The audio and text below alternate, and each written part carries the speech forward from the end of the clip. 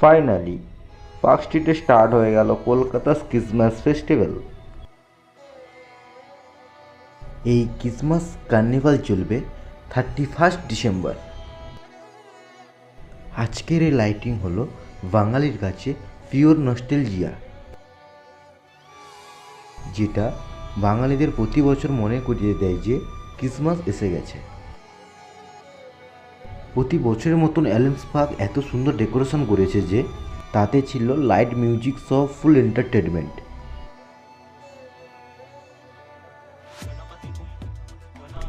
তবে আমি সকলকেই বলবো 25 ক্রিসমাস জনজোয়ার আসার আগে তোমরা সবাই পার্ক স্ট্রিট লাইটিং দেখে নাও।